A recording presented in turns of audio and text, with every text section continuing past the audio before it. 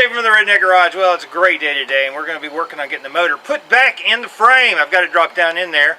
I've got to clean up the transmission a little bit, drain the oil in it. It got some water in when we were spraying pressure washing, clean it off maybe. And then we're going to be trying to put it in there and then see how the motor mounts line up in there. So let's get started on that.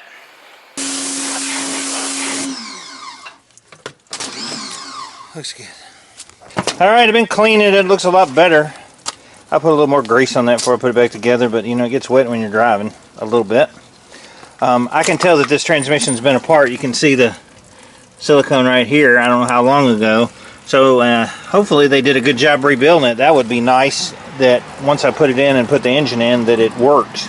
But that's an unknown so far. So anyway, I'm going to pull the oil drain plug. It's draining right now out of the top, but I'm going to drain it out of the bottom, and then we'll be ready to put it back in.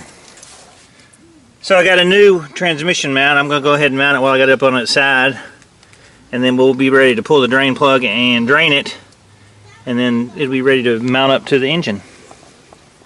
On the transmission, if you're laying underneath and you want to change the oil on it, this is your drain plug here. And if you look at this one, it says do not remove or tamper with. That's not the one you do for your fill. It's on the opposite side, on the passenger side. So I'm going to take this off and see if I can get some of this drained out if there's anything left. And we'll refill it. It's slickery. There you go. There you go. Yeah.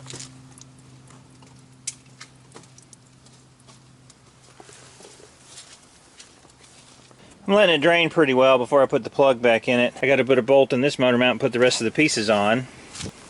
This side's ready to go. It's got the new ear on it, motor mount, everything's mounted up on it.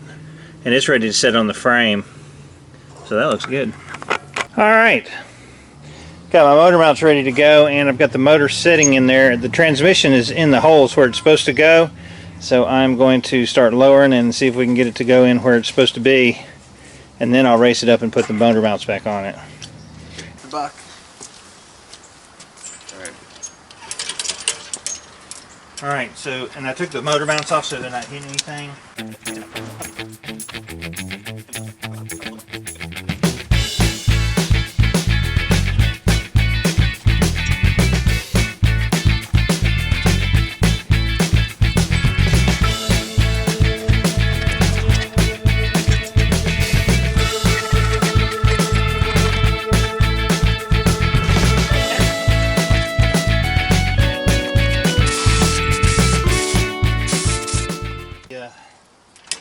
Motor mounts on. That looks good. Look at that. She's sitting in there, connected up. Yay! Clutch is in. Alright, I got the motor and the trans hooked up, and that's super cool. Clutch is in. I've got a new sensor right there. That one's going away. Now, I started measuring my old frame because I kept it, which was smart. I do the smart thing once in a while. And when I'm trying to put my motor mount on, it's hitting this bracket here, and then when I measure it, you can see that this bracket is further forward for the steering, so I'm going to have to cut that bracket off of this frame and move it forward, and then the motor mount should fit fine. And the front end will drop down some with the motor in it, but man, that's pretty high. So that looks great. Zachary, great job, buddy! Yeah. I am super happy about that. Awesome. I'm starting to get a bunch of the sensors I ordered. I got them on eBay, and that is absolutely the cheapest place to get sensors is eBay. I got these 3 sensors. I got some more coming in, but one sensor like this one was $13, and it was $48 at the local AutoZone or O'Reilly. So you can save a ton of money by getting your sensors on eBay, and they're made at the same Chinese factory that they're buying them at AutoZone. So anyway, super cool. We'll be using these here shortly.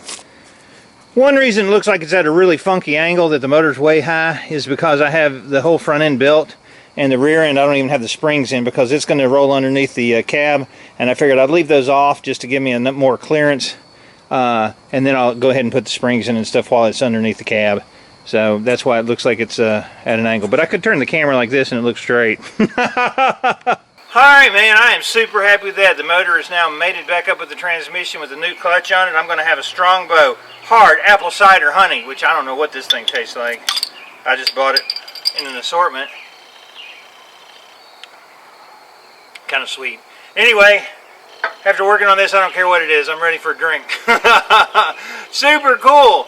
I can tell you that from measuring the frame, that steering bracket needs to be moved, and then our motor mounts will basically line up where they're supposed to be. I can get those welded in, and then I can start actually rolling this thing underneath the cab and start putting it all back together. Get some fenders on it, hood, windshield, everything else. 1-inch lift kit. Finish up the lift on the rear. Man, I'm hoping it moves pretty quick after that. But this was a good lick today, getting the motor put back in.